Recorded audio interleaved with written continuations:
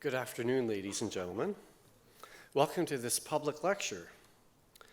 This public lecture has been organized as a collaborative event between the Qatar National Library and the Harvard School of Divinity. We are very delighted and happy to be part of it and that you are here today. And I'd also like to acknowledge Georgetown University, Qatar, for providing this wonderful venue and for arranging for translation facilities for you today. And our distinguished speaker today is a fluent Arabic speaker. The lecture will be in English, so if you need to go get a headphone, now's the time to go get it. They're just by the door. During the question and answer session later, feel free to ask your question in either English or Arabic. He says he can do fine in either language. The Qatar National Library's mission is to spread knowledge, nurture imagination, cultivate creativity, and preserve the nation's heritage for the future. This mission does not only mean the collection of information and providing access to that information, but to provide platforms such as this one, bringing together researchers and members of the public to interact and share ideas and information and to learn from each other. Our guest this afternoon is the distinguished Professor Dr. Ahmed Ragab, who is the Richard T. Watson Assistant Professor of Science and Religion, and he's also the director of the Science, Religion, and Culture program at the Harvard Divinity School. The mission of the Science, Religion, and Culture program is to open space for the study of how science and religion become enmeshed together and implicated in broader social, political, and cultural structures, and to examine the ways in which topics interact to shape and structure knowledge, social practice, and everyday life. Dr. Ragab is a physician, a historian of science and medicine, and a scholar of science and religion. He received his medical degree from Cairo University School of Medicine in 2005, and in 2010 he received his PhD in history and philosophy of science in France. His work spans various fields and disciplines. He studies the history of science and medicine, science and religion, and the development of cultures of science and cultures of religion in the Middle East and the Islamic world. Dr. Rajab's research is long and wide, and probably could be a lecture on its own. But it includes the history of medieval Islamic hospitals, the epistemic authority of medieval Muslim women with a focus on women reporters of prophetic traditions. He investigates medical thinking and physician-patient encounters in the medieval and early modern context. In his most recent book projects, he has investigated the history of prophetic medicine in the medieval as well as the modern Islamic world. And in another book project, he's investigated the development of views on science in Islam from the early 19th century. And this project looked at how debates on science in Islam coincided with the introduction of modern science in the region. He was trained in epidemiology and medical sociology and has worked on infectious and epidemic diseases. He has a special interest in gender, ethnic, and religion-based disparities in disease burden, and in the gender, ethnic, and religious dimensions of treatment modalities and healthcare policy. He was also elected a member of the Commission on History of Science and Technology in Islamic Societies and a member of the International Society for Science and Religion. That's an awful lot of stuff. I can't wait till he talks about all this in his lecture. Please welcome Professor Ahmed Ragab. Thank you very much for a very generous introduction. And thank you all for coming, and many thanks for the Qatar National Library and for Georgetown for organizing this event. As Alan said, I will give this lecture in English, but please feel free to ask your questions in Arabic. I would be very happy to answer questions in English, Arabic, or French as well, if you prefer.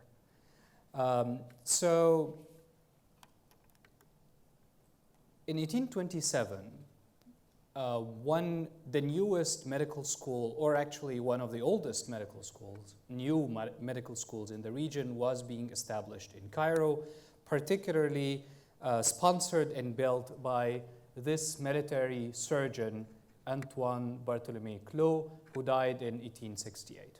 Clot was establishing this new school that intended to graduate physicians who are trained in Egypt into this modern new European medicine. One of the major tasks that he had at hand is obviously to produce texts that all these people are able to read. Students who didn't speak French and who didn't speak any of the European languages, where he believed the major scientific knowledge existed at the time.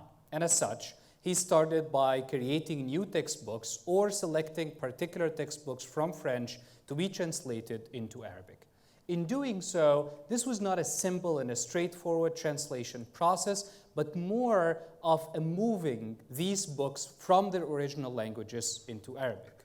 The moving process involved as well creating or animating older language that involved medicine, but also creating very particular and specific introduction that linked this teaching of medicine to the history of medicine in the Islamic world. Clot mentioned in many of the introductions of the books that he had things about famous Islamic physicians that he knew of and that many physicians in Europe knew of at the time, like Ibn Sina, for instance, like Al-Razi and others. And obviously, because he didn't speak Arabic and he wrote only in French, he used the Latin names to describe all of these physicians. So he would write, for instance, Avicenna, and his translators would know that he actually means Ibn Sina and therefore bring the name back to Arabic. There was one exception, though. The name was Al-Bukassis. Now, we know today that Al-Bukassis was al-Zahrawi, who was a famous surgeon that lived and worked in Andalusia and that wrote some of the more interesting and most important books on surgery. This is a page from one of the books, a very recent, quite a 15th century manuscript from his famous book. And al-Zahrawi was very well known in Europe. His books have been read and taught in different surgery education or as part of surgery education in Europe. However, what is interesting here is that the translators that Clot used did not know this man. They didn't know al-Zahrawi at all, and they couldn't figure out who Al-Bukassis was. Among all the Arabic names that are mentioned in this particular introduction, not one introduction, couple of them, the name of al-Zahrawi remained Latinized for about 20 years. It was written in Arabic letters, but it was written as Al-Bukassis. It was 20 years later, probably, that people actually discovered who Al-Bukassis was and decided to move his name from the Latin to the actual Arabic name. Now, the idea that this particular name, among other names, was something that all these translators, many of whom were actually very familiar with the history of science and history of medicine in the region, they simply were not able to recognize, tells us something very interesting about how people think or thought during this time about the history of Islamic sciences. For Clot, he had a particular view of the history of Islamic sciences that people during this period didn't necessarily share. For him, there was a particular period in the history of the medieval world that he would call the Golden Age of Islamic sciences. The Golden Age of Islamic sciences, in Clot's mind, as was in the mind of many European scholars during the 18th and 19th century, was basically a period that starts from the late 9th century and extends into the 11th or at most the early 12th century, and it is followed after that with decline. During this period, the Golden Age of Islamic sciences, we have all these big names that are very familiar to these European scholars, and many of whom were familiar to local scholars as well, like, for instance, Ibn Sina or Ibn Rushd at the end of this period, and many other scholars whose names were actually in Clot's introductions. The issue is, this Golden Age was not something that the people working in this region in the 19th century, in the early 19th century, or in the 18th century were ever aware of.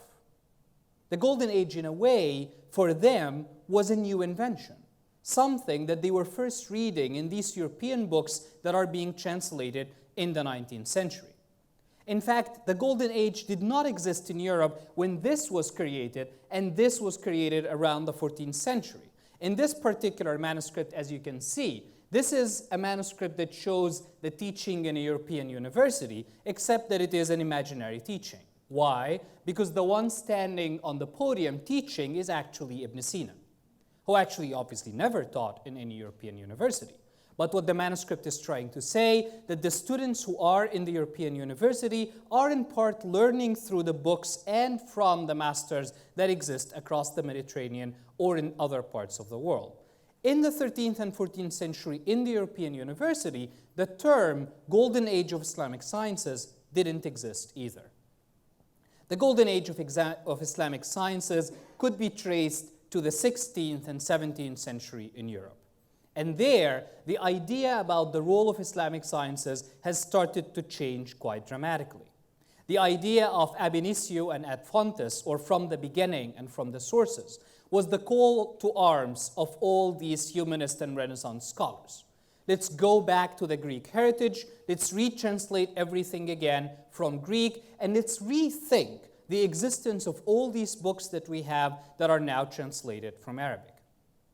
The role of the Arabic teacher that we just saw in the previous image has to change in this new configuration of Islamic sciences and new configuration of teaching in the European university.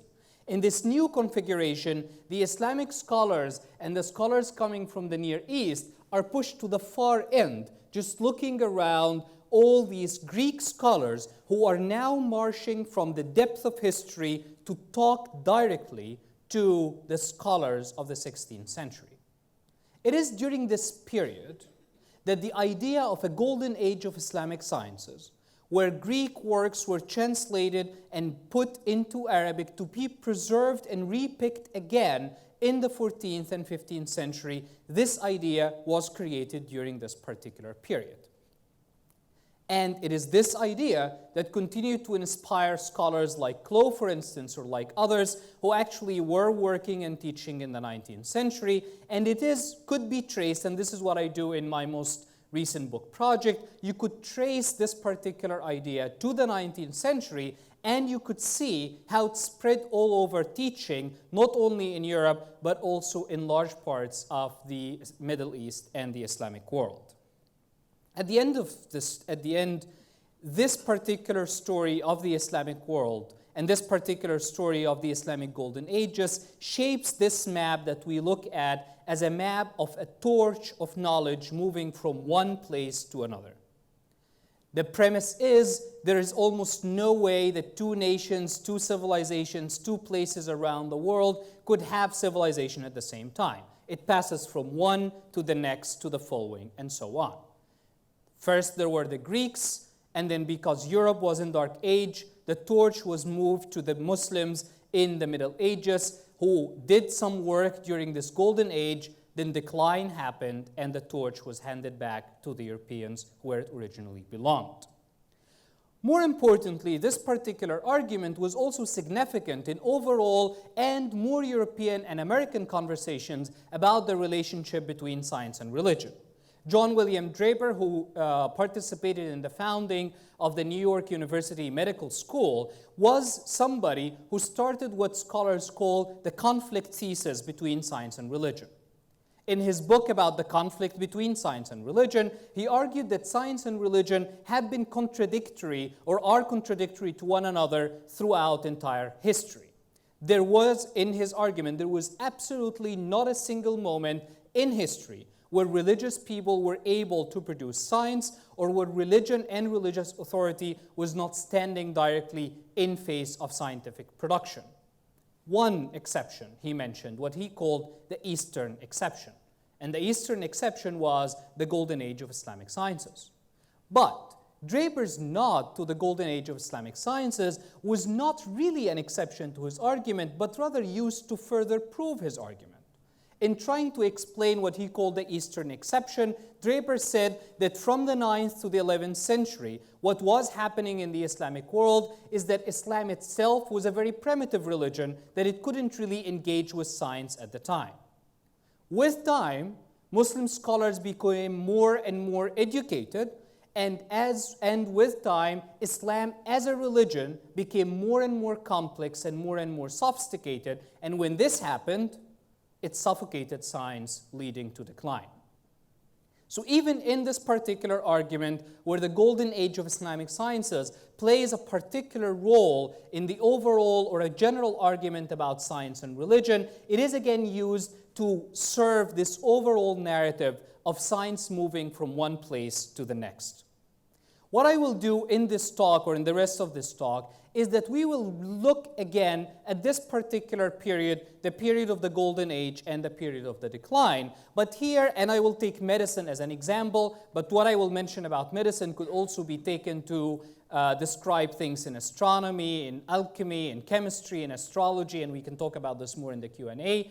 What I will do is that I will think about these sciences rather than the products of few brilliant minds. I will think about them as the products of students and of consumers of science. In other words, when thinking particularly about medicine, I will not focus on the names of specific physicians or specific authors who created important works, but we will think about medicine as a healing art.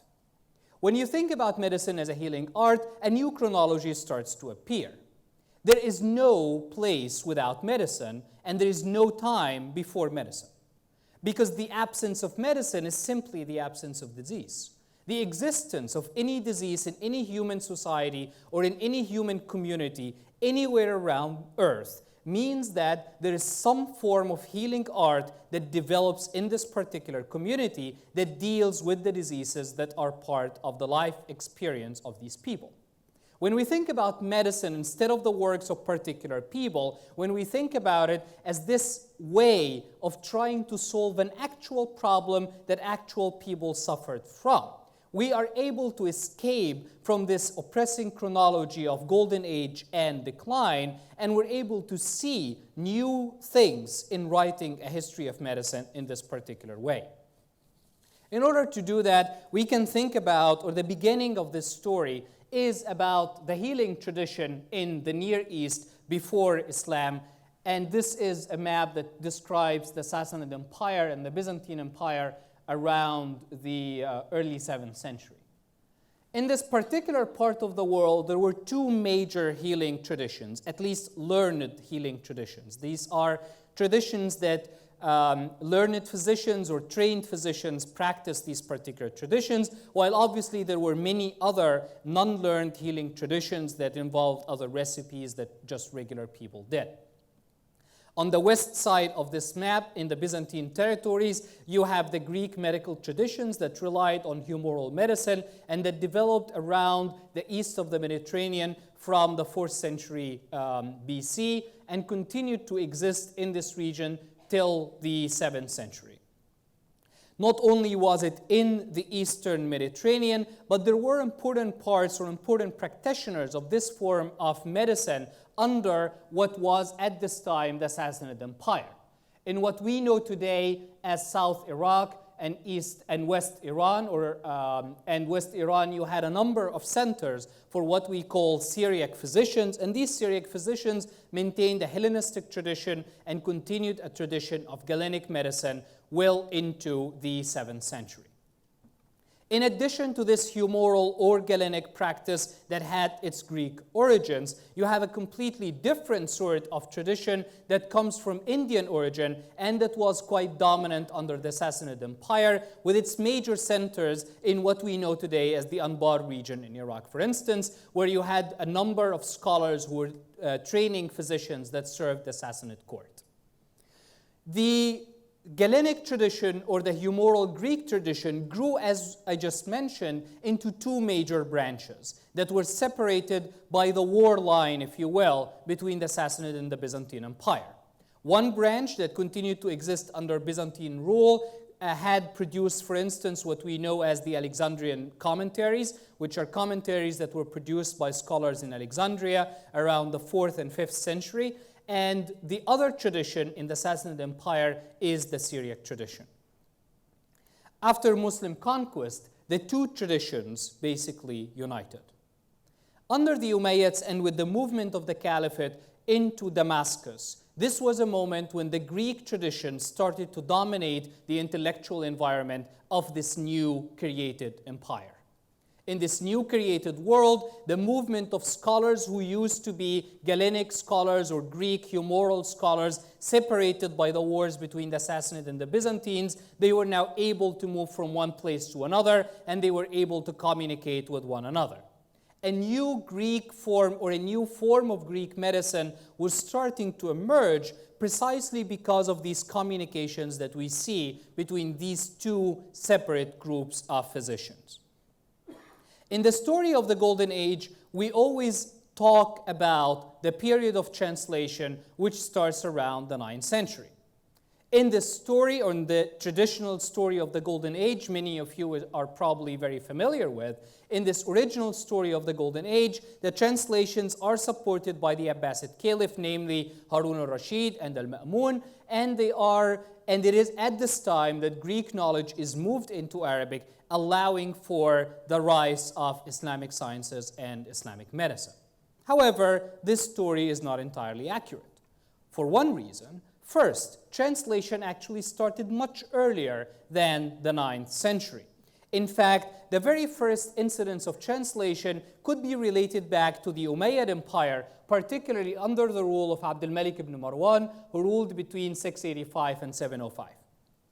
Under the rule of Abdul Malik ibn Marwan, this was the time when the first coin, this is his coin, this is the first Islamic coin or the first coin issued by the Caliphate. And as you can see in its original design, it looked very much like Byzantine coins at the time. He had his own image on it, or a semblance of his image. This would change in about a decade because of uproar of putting his image on the coin into another coin that has only a shahadatain on the back without the image of anybody.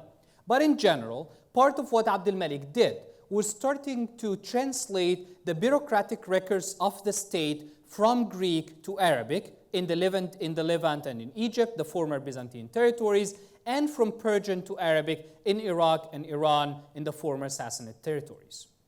And it is during this period that a new class of Arabic-speaking bureaucrats start to emerge that will now create a whole new state system that will continue to run this region for the coming few centuries. Now, the question that we need to ask is, why would you translate things? Or rather, why not earlier? Why wait that long to start the process of translation? Why not translate 50 years earlier than this? The assumption is when you translate something, you are creating a group of people who are able to read these things. But in fact, people don't translate things this way. We translate things from one language to another after the readers had existed. In other words, for Abdul Malik ibn Marwan to start translating the bureaucratic records, he was not initiating or starting to create a new Arabic-speaking bureaucracy, but this actually was the result of the rise of a new Arabic-speaking bureaucracy. The moment of translation was precisely the moment that it was possible for new bureaucrats to start working in Arabic. Any moment before that would have led to serious interruption in the affairs of the state. Had he started the translation before the existence of Arabic-speaking bureaucrats, this would have meant that you have a lot of records in Arabic that nobody can work with and nobody can read. And as such, we need to look at translation not as the beginning of the making of a new Arabic-speaking elite, but really one point that is very close to the top of the development of this particular elite. It is at this time when these bureaucratic translations are happening that almost all bureaucrats are becoming now Arabic speakers. We should apply the same thing to what we see in the early 9th century. In the early 9th century, under Harun al-Rashid and also under al-Ma'mun, who ruled between 813 to 833, this process of translating scientific and medical texts from Greek and from Persian into Arabic was not the beginning of a new elite of Arabic speakers, but was actually the result of a new elite of Arabic speakers. It is this new elite that starts to demand these things to be written in Arabic, and that became more and more interested in reading all these Arabic materials as they start to learn medicine. Before that, before this elite was there was really no reason to actually translate things. As such, the first rethinking about the Golden Age story takes us really back into the beginning of the 7th century when this new elite is starting to think and starting to work with all these materials. More importantly, it shows us the connections between a pre-Islamic medical and scientific tradition that existed in this region and that continued after Islam, with obviously a number of changes because of the connections that are happening between former Byzantine and former Sassanid territories, but without really a serious break that exists where basically a new history needs to be written.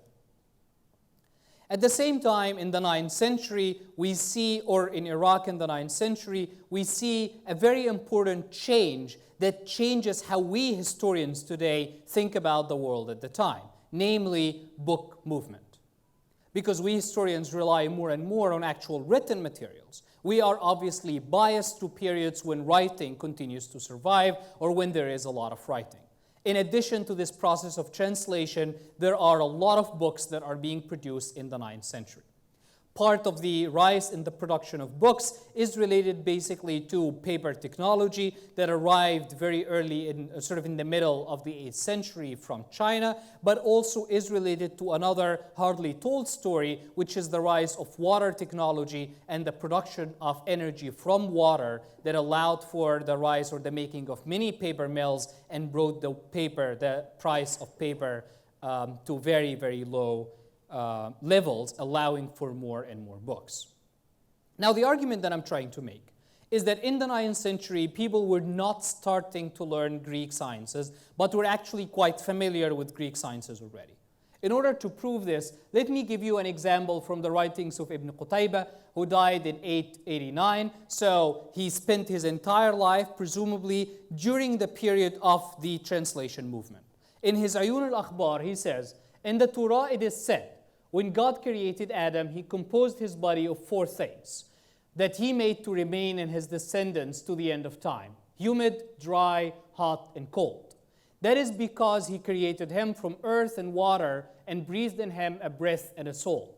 So the dryness of his body comes from earth, the humidity from water, the heat from breath, and the cold from the soul. After this first creation, God created 4 humors: yellow bile, black bile, blood, and phlegm. And then he made dryness to reside in black bile, humidity in blood, coldness and phlegm, and heat in yellow bile.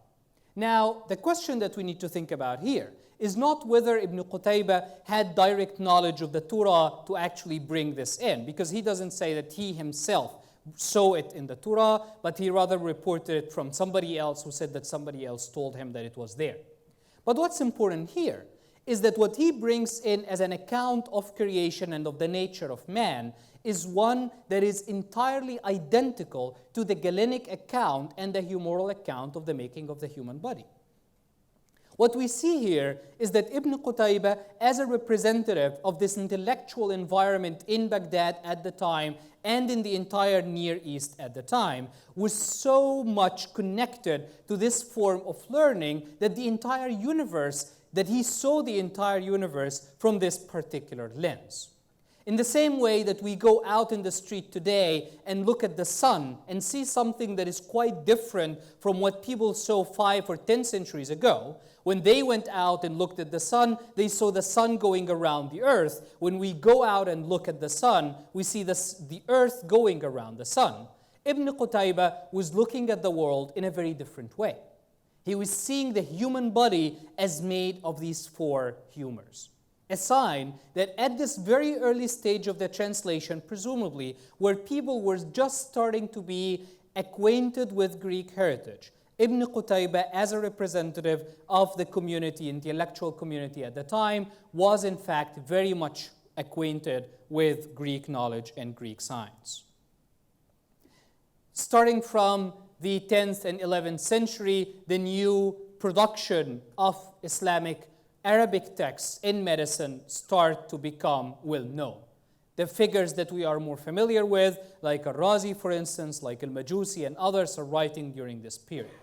But what they are writing are not simply a translation from Greek works or even just commentaries on these Greek works, although I come back to the commentaries in a little bit. But what they are really doing is new compilations of these Greek works. The new Islamic corpus that I refer to here refers to a new arrangement of medicine to start with. Their idea and their main priority was to make the Galenic and the humoral corpus teachable. Galen was actually very, very difficult to teach. The teachers in the room would sympathize when they know that Galen composed 250 books, and that in each and every one of his books, he would revise his theory a little bit, change few things, add new things. For you as a teacher to actually teach from Galen, it's simply a nightmare. There's no way that you could go to a medical student, a starting medical student, and tell them, well, read Galen. Nobody does that. Nobody ever did that.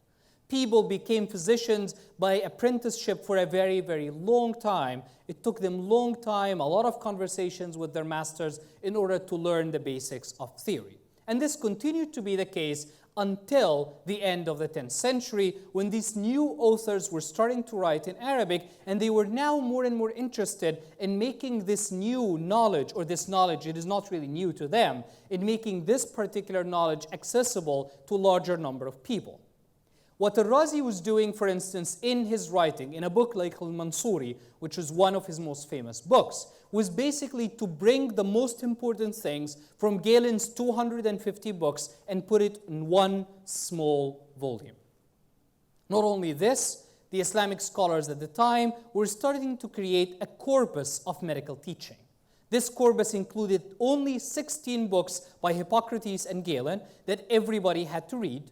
After these 16 books, and in some parts of the Islamic world, they were only 13, then you graduate to other books, and then you move to compilations, and so on and so forth.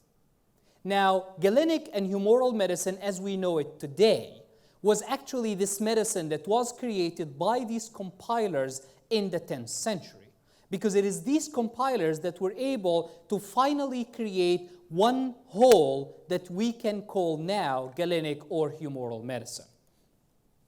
And in fact, this humoral world that we're looking at, which includes all this part around the Mediterranean, but mainly the east and south of the Mediterranean, along with all of the Near East to the west of China, all this humoral world was formed around the ideas and the books that were created in this particular universe.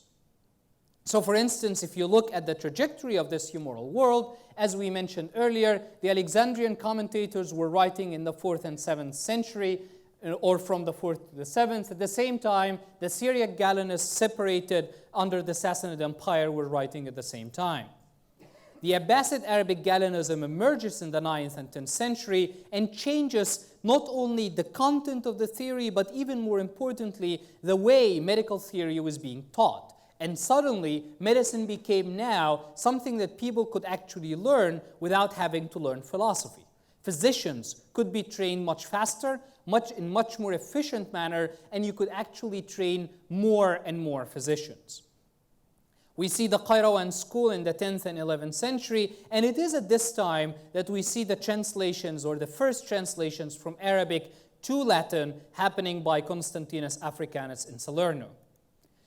In 1037, 1037 is when Ibn Sina dies, and Ibn Sina brings in an Aristotelian wave that waves in Aristotelian philosophy into Galenic medicine, but actually does not become popular in the entire Near East almost at all. While Galenic physicians continue to practice in ways that are contradictory to Aristotelian philosophy, this is picked almost all way across the world, and is translated by Gerard of Cremona, who worked on Toledo, and there he translates it into Latin and spreads throughout the European university. So up until the middle of the 12th century, this entire world is reading the same books, working on the same materials, and understanding these books essentially in the same way. From the 12th century, there is a slight deviation. In the European university, Avicenna becomes, or Ibn Sina becomes extremely popular. Aristotelian teachings become very, very popular, while Ibn Sina doesn't become this popular in the practice of medicine in the Islamic Middle East throughout the 13th and 14th century, which I will discuss in more details. So in the Islamic Middle East, that we will as we continue the story, medicine does not be, or Ibn Sina is not that influential in medicine, while obviously he becomes extremely influential in philosophy. So what happens in the 13th and 14th century on is what I would call the age of the Bimaristan, or the age of the hospital. And this is the subject of my first book with Cambridge University Press. So this is an image of Al-Mansuri Bimaristan that was built in 1285 and continued to serve, actually parts of it continue to function till today, and it was one or the biggest hospital throughout the late 13th and 14th century, almost all around the world. From the late 12th century on, we see a new phenomenon that is emerging in the Islamic Near East, and that is connected to the emergence of new forms of urbanization in the region. In this particular region of the world, there are more and more cities, and most of the actual Muslim population is centered in the cities rather than in the rural areas. And these cities are becoming major travel centers. There is huge travel and huge movement all over the entire Islamic world, and a lot of the major institutions that we know in the Islamic city are starting in this particular period. One of them is the Bimaristan. How popular was the Bimaristan? We need to look at the writings of Ibn Jubayr, who made this huge trip across almost all of the Mediterranean, going to the Hajj and back between 1183 and 1185. He writes, "When I arrived in Homs and didn't find the Bimaristan there, I asked why it did not have one along the customs of towns in this region. An old man said," and this old man was very angry, "the entirety of Homs is a Bimaristan." Two important things that we need to think about with this quote. First, Ibn Jubayr, by the time standard, is really a world traveler. He has traveled so long. This is close to the end of his trip. He's seen so many cities in this entire region. Some cities that are controlled by, say, the Franks, for instance, as in Sicily, and the Normans, and then other cities that are controlled by the Muslims, and particularly under the reign of Salah ad-Din. And in all the cities that he encountered, he believed that there is one thing that he keeps seeing again and again and again: a hospital. He sees it in every single city, to the extent that when he goes to Homs and there is no hospital, he goes to somebody and asks, "Well, why don't you have a hospital?" It's exactly like, for instance, going to a city today and find absolutely no roads or no houses, or something that we find extremely part of a city, that you can never see a city without it. For him, hospitals were part of the identity of any kind of urban settlement. Hospitals were a significant part of the care for travelers. He writes, the Sultan here, Salah ad-Din, the Sultan's care of these travelers was so expansive that he erected for them a Bimaristan to treat whoever falls ill. This is in Alexandria. And appointed physicians to inspect their condition, with servants working for these physicians, whom the physicians ordered to take care of the strangers. So in addition to the regular hospital in Alexandria that served the people who lived there, Salah ad-Din, according to Ibn Jubayr, built another hospital that served only the travelers. And of course, Alexandria at the time was the hub for everybody coming to the Hajj from all the west of this region. So basically from the Maghrib and Andalusia, everybody would have to stop in Alexandria before continuing their trip. Hospitals became so popular in part because of the growth of the urban settlement, but also because of this expansive travel culture that existed in this region and that was really unparalleled anywhere else in the world. And in order to think about this particular expansive culture, you need to consider the distance and the time that it takes people to travel, say from Al-Andalus to the Hajj in Mecca, a trip that happens every single year. Almost 6 months. People take about 6 months to travel from Al-Andalus to Mecca, which means that at the beginning of the year, or at the middle of the year, really, the caravan starts to travel from Al-Andalus, and goes throughout all the major cities across or along the shore of the Mediterranean, picking with it new caravans that start in these cities at a later date. And by the time it gets to Mecca, or basically a few months after, if you are living in any of these cities, you will witness the returning caravan. Because it takes about 6 months. There is always a caravan that's just going on these roads. And these are only the caravans that are going to the Hajj. But of course, there are much more travel that is happening in this particular region here. But also, obviously, the map doesn't show the eastern side that has exactly similar patterns. The rise of the Islamic hospital leads to changes in the nature of medical thinking and medical practice. The Galenic physician believed that what they really needed to do is to know their patients very well. The health of the patient, in their view, depended on the balance of their humors, their 4 humors. The balance is not that each humor would have a quarter, for instance, but the balance is specific to every single person. And as such, in order for me as a physician to treat you, I have to know exactly the balance of your humors. The only way to know that is that I spend more and more time with you. The ideal form of practice, obviously, is in the court, where the physician is with their patient almost all the time. They advise them on food, on travel, on every single thing that they do in their entire life, the goal being that they actually do not get sick, rather than get healed after they get sick.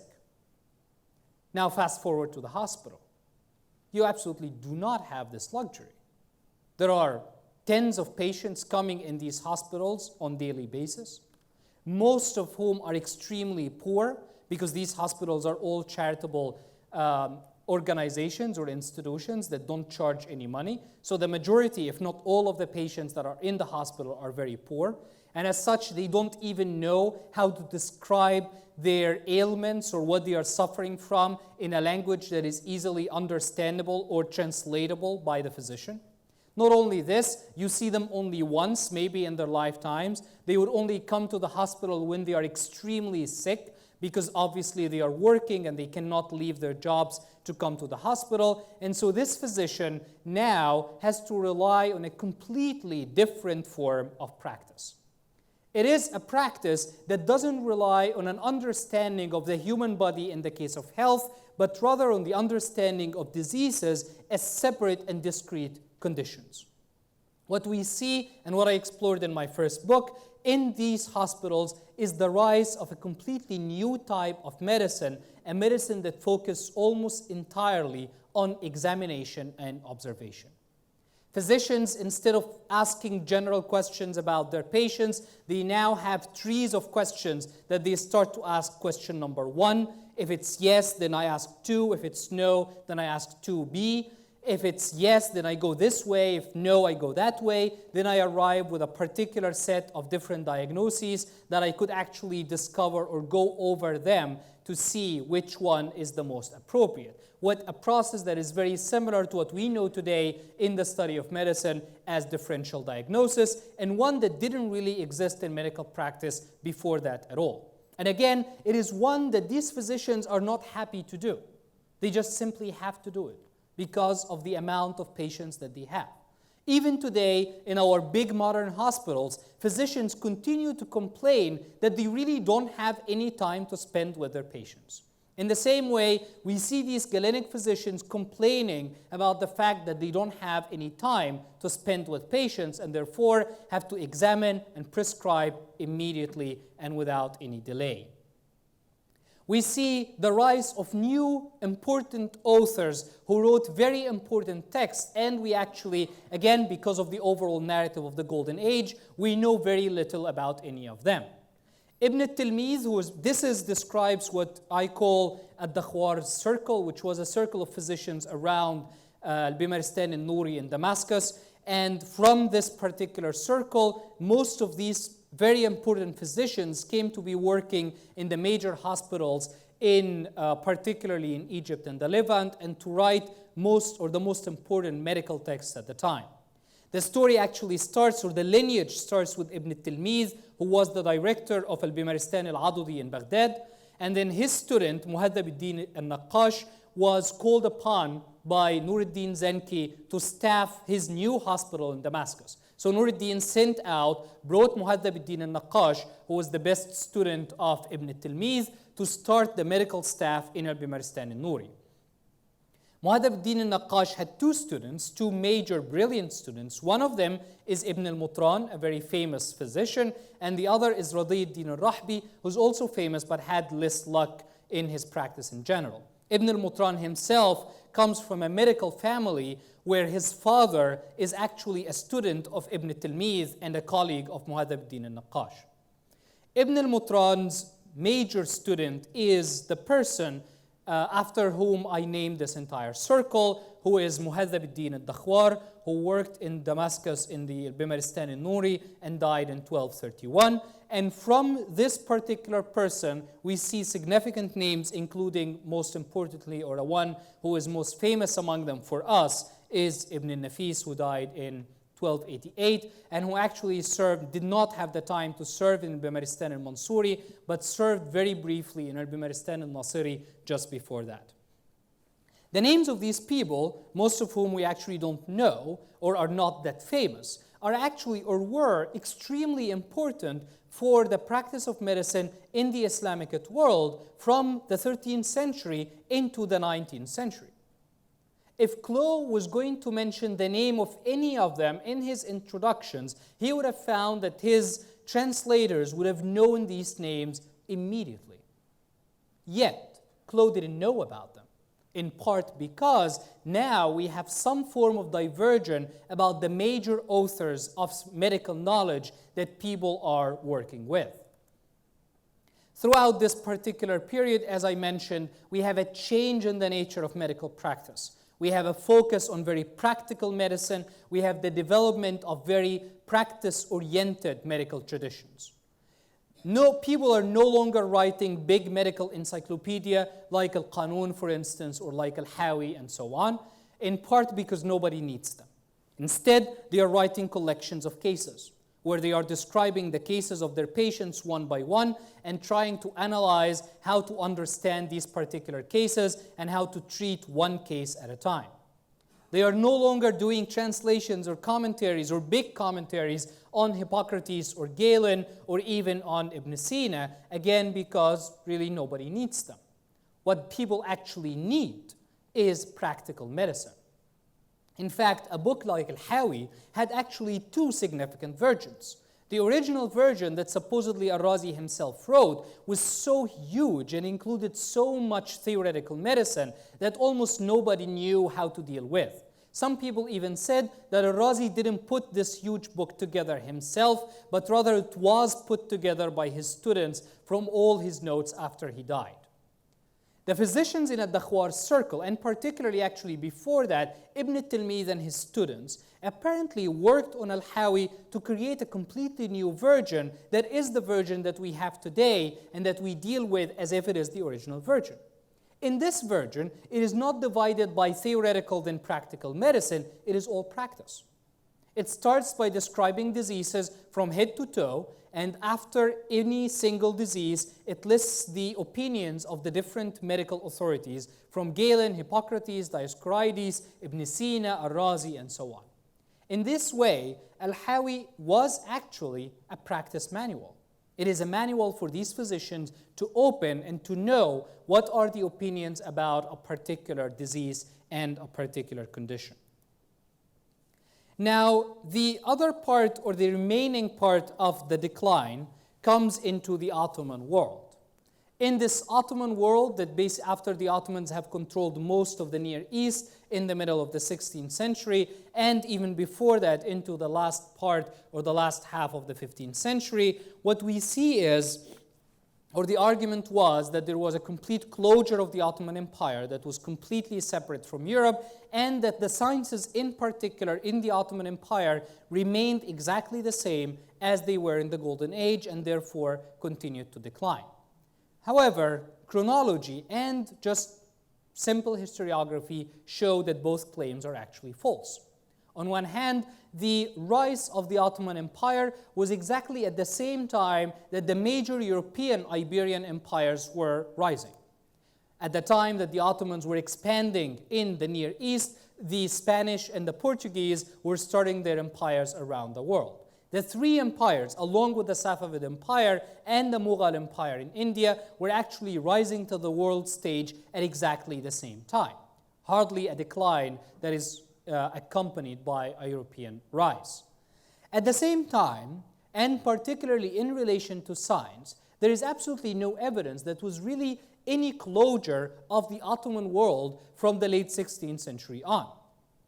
This building that you see here is the Fondaki del Turki, which is a big building that exists still today in Venice. And this was a huge hostel for Ottomans who are Ottoman traders and Ottoman ambassadors who lived and stayed in Venice during this particular period from the late 16th century into the 18th century.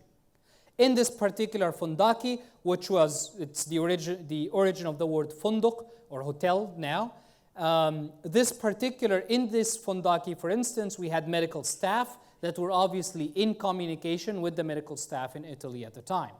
Not only this, but also the Venetians and the Genovese, being the most important two maritime Italian empires at the time, had their own Fondaki in each and every town of the Ottoman Empire.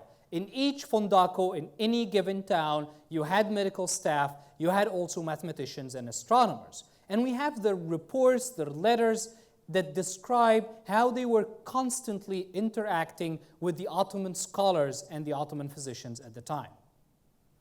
This image here is a portrait of Mehmed II, and this was actually drawn by Gentile Bellini, who lived between 1429 and 1507, and who was the personal painter of the Duke of Venice. Again, the same people who were drawing the paintings and the portraits of the major European figures were also doing the same thing for the European royalty and the Ottoman royalty and the Ottoman elite. Far from being a closed world, at least if we go back to medicine, far from being a closed world, the Ottoman world was actually extremely open. In fact, although hospitals continued to practice as they are, we actually see now that there were more and more Italian and French physicians living in a number of these Ottoman cities and serving not only their own compatriots, but also just Ottoman people living in these cities, in part because the same type of medicine that was practiced in these Ottoman cities, it was exactly the same that was practiced in many of these European towns. So, what new medicine arrived in the 19th century? There is no doubt that when Clough came to establish a medical school in Egypt in the 19th century, that was the oldest medical school, modern medical school in the region, he was bringing new things that people at the time did not know of. Well, let me rephrase that. It is not that they did not know of, it is that they did not have. The most important new thing that Clough was bringing is precisely a medical school. Medical training in the region had continued to be one that is based entirely on apprenticeship, on attending lectures at the hospitals or at mosques, and then affiliating oneself with one particular master and then following this master in their own practice. What was happening in Europe because of the university system is a more systematized school system, a medical school that Clough brought into the region and that spread throughout the entire region after that. Yet the content of the things that Clough was talking about and the content of the new medicine was surprisingly very similar to the content of medicine that people were practicing at the time. He was not bringing new medications or new pharmacopoeia that people did not know. In fact, he was using exactly the same pharmacopoeia. Not only this, but actually on a number of major topics of debate in the medical community around the world, Clough was well behind his Italian colleagues that spent their entire lifetime in Egypt and in the Levant living and practicing in these cities. One significant importance, or one important topic, for instance, is the topic of contagion or infection. This was a significant debate in Europe at the time, where a number of physicians believed that there is no way a disease could be transmitted from one person to another person. Therefore, there is absolutely no contagion. The way an epidemic, for instance, spreads is through what is called the miasms. That is, bad airs around you that infect other people, but it is not one person to another person. As such, when you have an epidemic, to actually erect a quarantine is completely useless because diseases do not move from one person to another. Clough believed in this view. Why? In part because he was a graduate of the medical schools in Montpellier and Paris, and these schools were more traditional schools that believed that there is absolutely no contagion.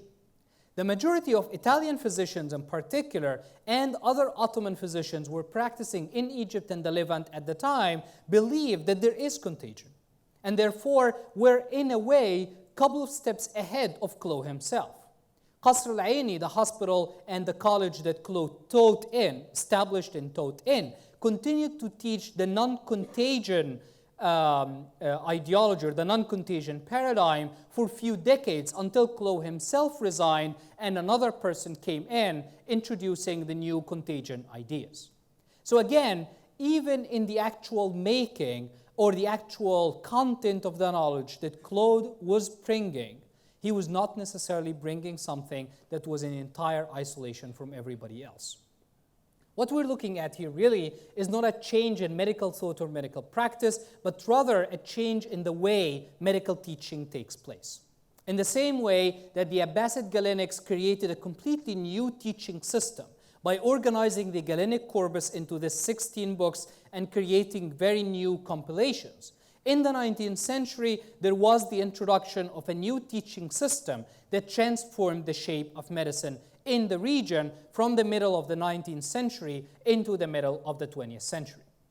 At the middle of the 20th century and the second half of the 20th century, we have to start a completely new stage, not only in the Middle East and the Islamic world, but really all over the world, which is basically the new form of introduction of modern technology into medical practice.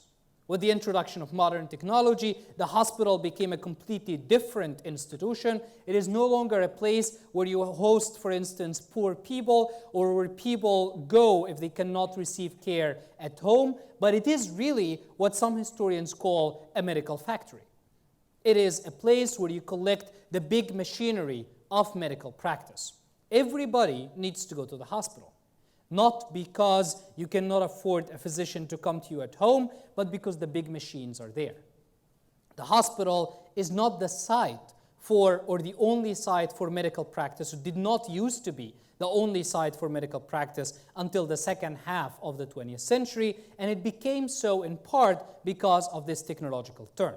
And as such, if we're writing the history of medicine in the Middle East and the Islamic world from the second half of the 20th century on, we need to think about it as part of the history of technology in the region and as also part of the history of energy in the region, rather than as part of medical thought.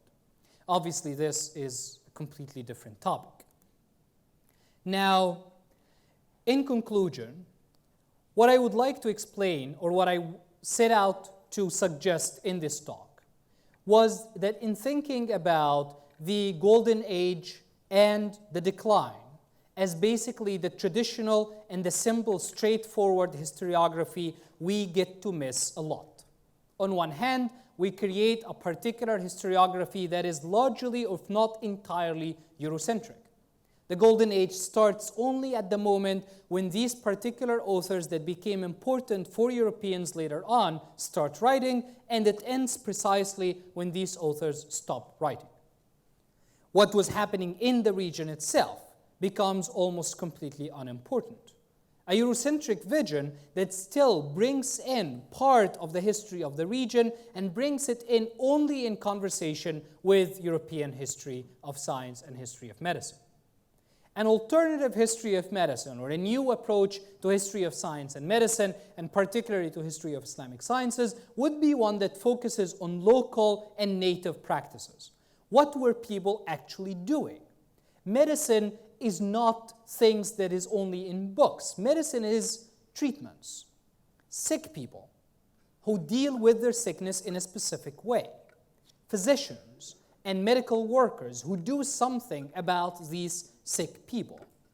By the end of the Golden Age, presumably, people did not stop getting sick. People were sick, as often as they were before. And people were getting treated probably more often than they were before, if for anything, because of the spread of hospitals in many places that allowed poorer patients to actually access medical care. In the same way, we can think about other sciences as well, about mathematics and astronomy and so on, starting to write a history of science that is based on native practices and that is based on science not being just simply an intellectual endeavor done or conducted by a few elite people, but really something that actually serves specific benefits and does particular job for the people who are consuming these sciences. Thank you.